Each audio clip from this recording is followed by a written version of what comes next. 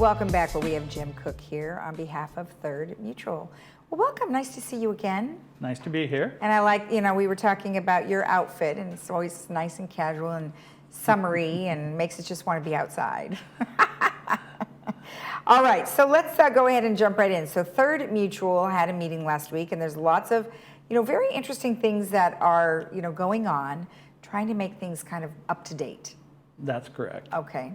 And that's what we're trying to do. We, especially in the ACSC, the alterations, we're trying to go through all the standards and trying to bring them up to date, modernize them, using current type fabrication, current materials, maybe allowing some other colors that are made by the manufacturers. The example is the front entry door, standard 10. That was a pretty simple one to be able to bring everything up to date, adjust so it can be timeless.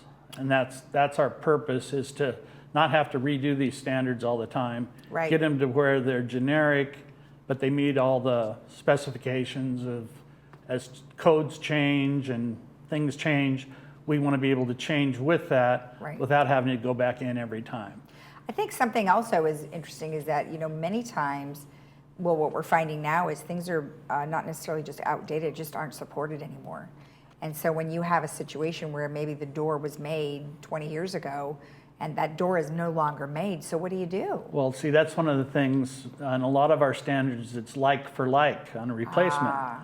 Well, it can't be like for like if the like isn't there anymore. Correct. Gotcha. So you have to be more like for equivalent. Yes. Or like for what meets code now, because something that was installed 60 years ago may not meet the code for today, especially like skylights. Yeah, oh, good. No kidding, because my had moved into a place and they had some skylights from the 70s. Well, they don't make them anymore, and you can't get those kinds of bulbs either. And if you could get them, they don't meet today's standards. That's right. That's right. Okay. What's the next one? Well, Standard 31, that's a hot topic going on right now. That's washers and dryers in the 3-story buildings. Okay. And again, we don't bring these things out of a vacuum. People come to us asking for things. And a few years back, they just arbitrarily said no. It's easy to say no. Then you don't have to do anything. But the members, again, want to be more modernized, want to have the convenience. And when you're looking at that for the standard on washers, we're actually going to have a big meeting where we go into it in depth with the Garden Villas Association on May 11th at 10 a.m. in Clubhouse 5. Okay. So if people want to get more involved in seeing what we're doing about the washers and dryers in the 3-story buildings, they could come to that meeting. So give me an example, for those people who may not live in that area, what are some of the challenges that you're having? Well, we have our water intrusion, and so everybody's afraid of that, which I've had 4 water intrusions in my unit. So, I've been here almost 18 years now. But those water intrusions are a problem because they affect you, and again, people should have HO6 insurance to protect themselves, protect their neighbors, and to protect the association. Right. And we really, really encourage it. We can't force people to get it, but in the case of washers and dryers in 3-story buildings, that's one of the options we're looking at. If people want to install them, that we might require an HO6 to protect the other people. Well, exactly. Like you said, you can have leaks, and obviously in the buildings that you guys are in, you might have something from somewhere else. It's not necessarily your issue. It's somebody else's issue that's coming into yours to make it your issue. Right. And then, if it's the member's responsibility, it's one thing. If it's the HOA's responsibility, it's another. Right. If it's another member's responsibility, it basically covers everything. But the way things are written in the HOA's responsibility, they're only responsible to the paint on the outside of the drywall. Right. So anything you've installed custom or that, again, it falls back on you and not the HOA. Right. And insurance is very expensive, as we've been talking to many of the mutuals about your overall insurance, right? So then when you talk about this other kind of insurance that you have for your personal things, it's very much like a renter's insurance, right? It's condominium insurance. Oh, okay, gotcha. Is the difference. Renter's insurance protects one way, condominium insurance protects another way. Okay.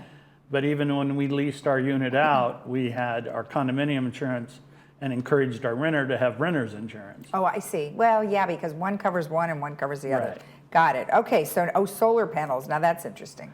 Okay, solar panels, standard 41. We're going to have a standard 41, a standard 41A, and a standard 41B. Oh, my. Standard 41 is the one we're working on now, and will be coming up in our next next board meeting. Okay. And in that one, it's for the one-story buildings. The 41A is for the two-story. 41C is for the, or B is for the three-story. Okay. And so the standard 41 for one stories isn't as complex as the other two. Gotcha. And so that's why we've separated them out. There's actually only one place, one unit or style building that is a shared roof in the one stories. Most of the one stories are freestanding or in two units, A and B. And so there's only one type of one where they share the roof, but even in that shared roof, there's a dividing line that can be used where we can put in a 3-foot walkway. So if one person wants to put in the solar panels and has to replace the roof, they only have to replace their half of the roof and supply the 3-foot walkway that's the transition to the other half of the roof. Oh, I see. Okay. Well, such challenging situations, but I'm glad you guys are taking care of that. And they're real complex. And like I said, with the two stories, again, you have to divide up between the bottom floor and the second floor, Right. which is complicated. And then it gets even more complicated with the three-story because the HOA has solar panels that are for the HOA on the roof. And if you piece everything up and make the puzzle, what happens is it almost gets to be a space, and we're trying to comply with state statutes. That's the whole issue. And we have to give everybody appropriate amounts, but sometimes if we've got solar panels on the roof, there's skylights, there's everything else. Yeah.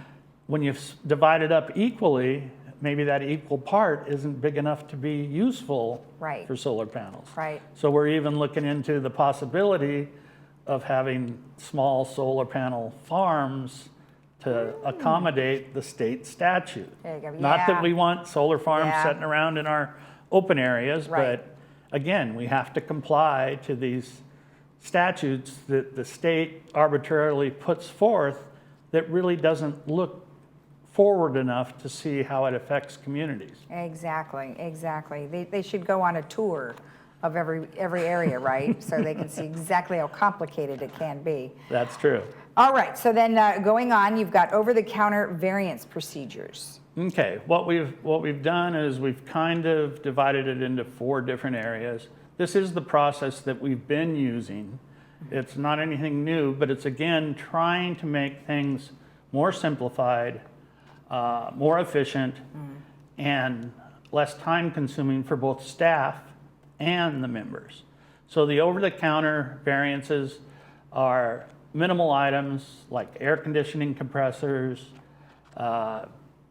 anything that's typical of any living area that is in the common area, but has to kind of be there for you to be able to function and meet requirements. Okay, okay.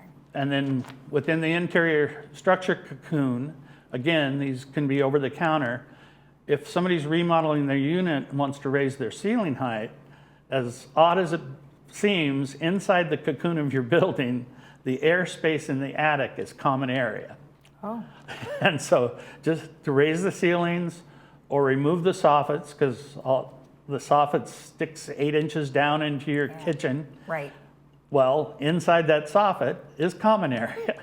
Oh, boy. And so you look at all these things and you think, this is kind of odd because it doesn't affect anyone else in the community. It's simply inside the structure of the building you're in. And then again, the mechanical in the attic space, if that's where you put your compressor. And again, it's a single-story building. It's the attic space above your ceiling. Right. You're the only one affected, but it's common area. I see. Wow. And now we go to the exclusive use common area. That's where the parameters of the footprint of your unit is. And so That's been taken care of. It still needs a variance. It still needs all the paperwork, all the process.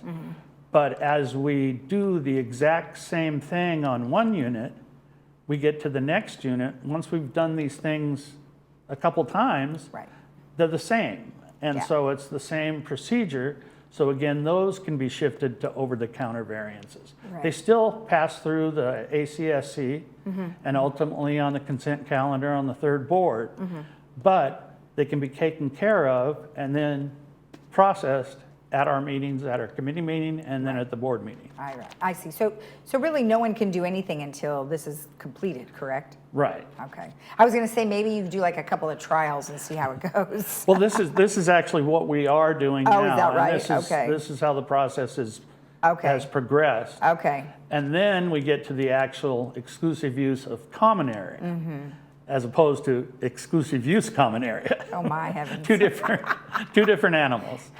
And so what we've done now, and we were doing this anyway, but we've got new legal counsel.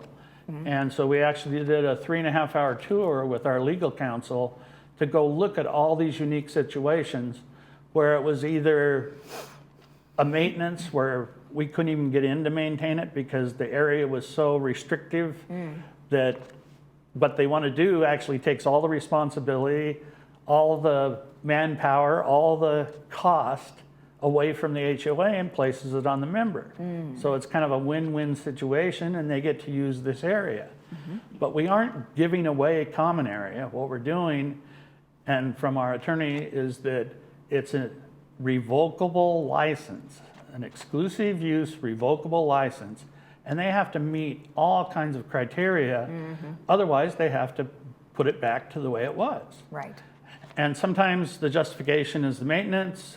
Sometimes it's a correction of an architectural defect like we have on the screen, bringing things up to current codes, inaccessible areas that should have been considered exclusive use common area in the first place. I see. But there had to have been some advantage to the original builder that tax-wise or something, that they did some of these odd things that would have only taken, $50 more worth of concrete to square it off. I see. And if you square these areas off, it reduces the cost to the mutual.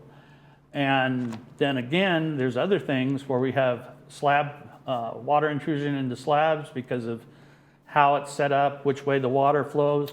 So if these patios were extended to a certain amount, you could divert the water, you could prevent this under slab water intrusion. And that's the worst. And let's see, okay, the tour of the mutual with the corporate counsel, revocable license, concluded that could not be accomplished by a generic boilerplate, that it had to apply to each individual applicant. Okay. And because of that cost, the HOA isn't going to absorb the cost. The people are getting a use of a common area. Even though we're benefiting from it, they still have to pay the fee to the attorney to get the revocable license done. Oh, I see. All right.